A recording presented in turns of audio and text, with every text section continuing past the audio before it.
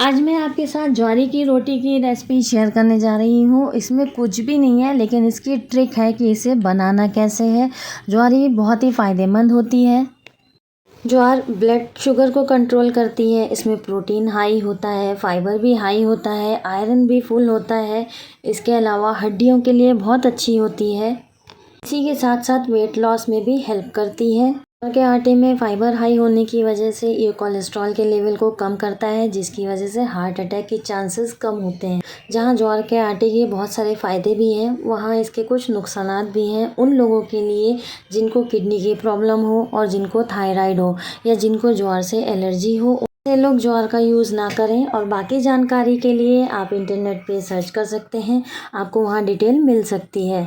India के बहुत से स्टेट में आज भी ज्वार और बाजरे की रोटी बना के खाई जाती है। इसके बेनिफिट्स जिसको पता हो जाए वो इसी की रोटी बना के खाना पसंद करेगा। ज्वार का आटा बहुत ही फ़ायदेमंद होता है। बहुत सारे न्यूट्रिशंस इसमें होते हैं जो गेहूं के आटे में बहुत कम होते हैं। तो इंटरनेट से आप ये जानकारी ले सकते हैं।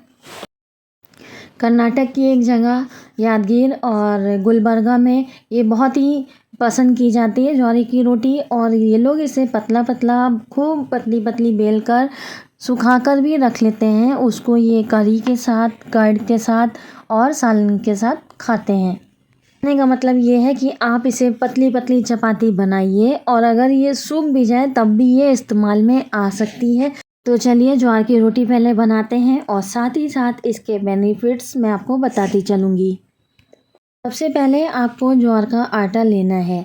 ज्वार के आटे के बारे में आपको बता दें कि ये बहुत जल्दी ख़राब हो जाता है, इसलिए इसे थोड़ी थोड़ी क्वांटिटी में ही पिसवाइएगा। एक बार में 1 से 2 केजी आटा आप पिसवाइए और उसको यूज़ करिए। अगर आपका आटा ख़राब होने लगे तो आप उसे फ्रिज में भी रख सकते हैं। अच्छा यही होगा कि आप आटा लाएं और 7 डेज़ के बाद फिर आप उसे फ्रिज में ही स्टोर करके रखें। इस तरीके से आप ज्वार के आटे को सेव कर सकते हैं। अच्छा तो चलें अब इसकी रोटी बनाना मैं आपको बताती हूँ। आपको जितनी रोटी बनानी है उस रोटी के हिसाब से आप ज्वार का आटा लीजिएगा। इसमें बिल्कुल भी मिलावट नहीं की गई है गेहूं के आटे की, ये पूरा ज्वार का आटा है। अब एक बर्तन में पानी गर्म करने के लिए रखिए, क्योंकि हमें इसे गर्म पानी से गूंदना है। और जब पानी गर्म हो जाए तो थोड़ा थोड़ा पानी डाल करके आप इसका आटा गूंदिए। इसका आटा कुछ इस तरीके से गूंदेगा। आप देखिए जैसे यहाँ पे गूंदा जा रहा है उस तरीके से ही गूंदिएगा। थोड़ा थोड़ा पानी मिलाइए और इसे गूंदिए। पानी गर्म होना चाहिए। इस आटे को जब आपको रोटी बनाना हो तभी आपको गूंदना है, गूंद के फ्रिज में नहीं रखना है। जितना आपको रोटी बनानी है उसी हिसाब से आटा लीजिएगा। इसको गेहूं के आटे की तरह गूंद के रखने की ज़रूरत नहीं होती है, इसलिए इसे आपको जब रोटी बनाना है तभी गूंदना है। ये देखिए कुछ इस तरीके से करते हुए आप ज्वार के आटे को असेंबल कर लीजिए, एक साथ इकट्ठा कर लीजिए बस। और बहुत ही सॉफ्ट ये गूंदा हुआ है। अब इसके गोल गोल बॉल्स बना लीजिए।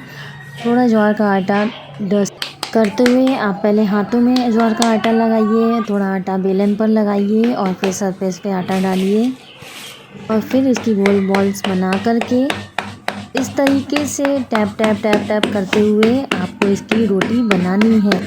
और यहाँ पे जो आप आवाज़ सुन रहे हैं ये रोटी बनाने में ही जो टैप टैप हो रहा है उसकी आवाज़ है। इस तरीके से रोटी बनाने में प्रैक्टिस की ज़रूरत है। आप जब भी रोटी बनाइए रोज़ एक एक दो दो रोटी ज्वार के आटे की सेम प्रोसेस को फॉलो करते हुए आप बनाइए। ज्वार की रोटी बनाना आपको भी आ जाएगी जैसे मुझे आ गई। स्टार्टिंग में रोटी बनाना बहुत मुश्किल लगेगा, इसलिए ज्वार के आटे में थोड़ा थोड़ा गेहूं का आटा यूज़ करते हुए आप इसकी रोटी बनाइए। जितना आपको रोटी बनानी है उतना ही आटा लीजिएगा, गूंद के फ्रिज में मत रखिएगा। इसे फ़ौरन ही गूंदते हैं और फ़ौरन ही बनाते हैं। गर्म पानी से गूंदिएगा। इस तरीके से ज्वार को डस्ट करते हुए, ज्वार के आटे को डस्ट करते हुए हाथों से टैप टैप करते हुए इसे बनाइए और फिर सेक दीजिए।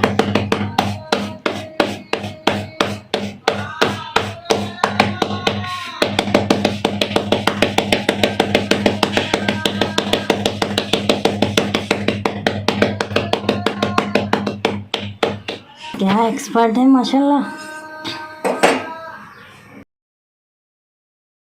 स्क्रैपर टर्नर की हेल्प से इसे एक साइड से उठाइए, अपने हाथ पे ले लीजिए और फिर गरम तवे पर इस रोटी को डाल देना है। जब आप इस रोटी को तवे पर डालिए, एक कपड़ा गीला करके पूरी रोटी को इस तरीके से पानी लगा दीजिए। क्योंकि रोटी बनाने में बहुत ज़्यादा ज्वारी के आटे का डस्ट का यूज़ हुआ था, इसलिए इसको करना ज़रूरी है। तो इस तरीके से कपड़े को गीला करके पूरी रोटी को पानी लगा दीजिए और जब इसमें हल्की हल्की बबल्स दिखने लगें तब आप इसे पलट दीजिए। जैसे आप रोटी पलटते हैं वैसे पलटिए और जैसे आप रोटी सेकते हैं उस तरीके से हमें इसे सेकना है। फरीदा आपा ने इतनी पतली पतली चपाती बनाकर इसकी खिलाई, मैंने तो बहुत मज़े से ज्वारी की रोटी खाई हैं। तो आप भी ज्वारी की रोटी को इस तरीके से बनाइए। शुरू में इसको बनाने में दिक्कत आएगी, इसलिए स्टार्टिंग ज्वार के आटे में गेहूं का आटा मिलाकर करिए, तो उससे आपको हेल्प होगी, इसे बनाने में आसानी होगी। फिर धीमे धीमे करके ज्वार के आटे में गेहूं के आटे की क्वांटिटी कम करते जाइए। एक टाइम ऐसा आएगा जब आप पूरे ज्वार के आटे की रोटी बनाना सीख जाएंगी। और अगर ये रोटी बच जाती है खाने के बाद तो उसे फेंकने की ज़रूरत नहीं है, क्योंकि वो सूखी रोटी भी काम आ जाती है। गुलबर्गा में, यादगीर में तो लोग इस तरीके से सूखी रोटी बना के रखते हैं, जब कोई आ रहा है जा रहा है तो ट्रैवल में वो इसे बहुत यूज़ करते हैं। इस रोटी को दही और सालन में तोड़कर डाल दीजिए और डिप करके खाइए।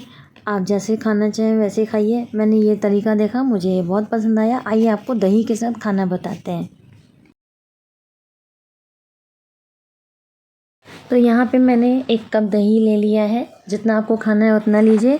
और फिर ये ज्वारी की रोटी है, बहुत ही पतली, ये एक चिप्स के बराबर पतली है, जो आप रेडीमेड चिप्स खरीदते हैं सेम उतनी ही पतली है ये। तो इसको तोड़कर टुकड़ों में करके दही में मिला दीजिए। इसी तरीके से आप सालन में भी मिला दीजिए।